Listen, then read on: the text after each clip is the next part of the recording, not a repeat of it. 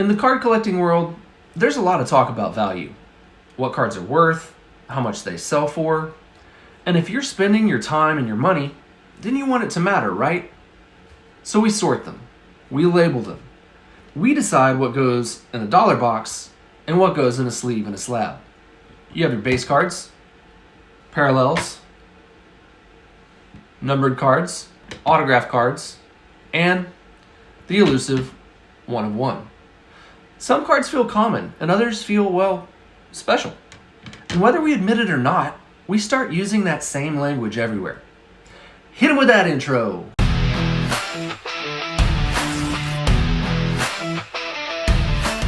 Right. We compare, we measure, we decide what's worth keeping. Not just with cards, but with people, with moments, even with ourselves.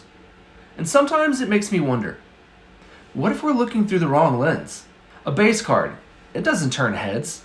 It's not rare, not flashy, not the card that people chase, but it still matters.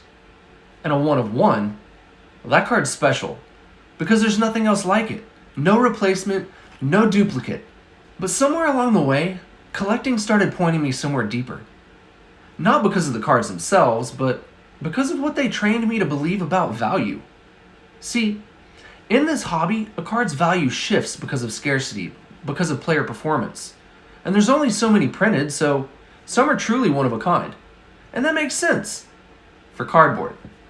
But then it hit me. We spend so much time trying to figure out which cards matter most. And we do the same thing with people, with ourselves.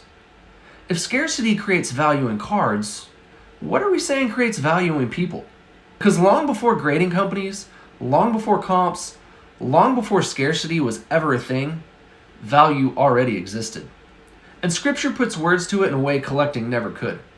Jeremiah 1:5 says, "Before I formed you in the womb, I knew you." That verse isn't talking about rarity, or performance, or recognition. It talks about intention. And if that's true, people aren't valuable because they're rare, or impressive, or noticed. They're valuable because they were known before they were created.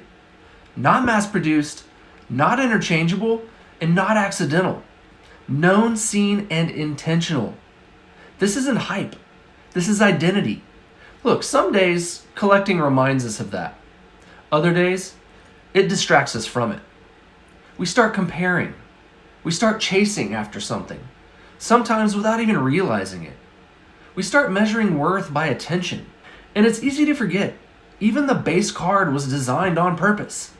Whether you collect cards or not, whether you feel rare, overlooked, or somewhere in between, the truth doesn't change.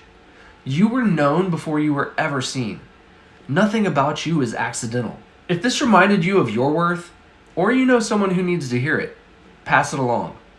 And if you want more reflections like this, where collecting, faith, and perspective intersect, you're welcome to stay.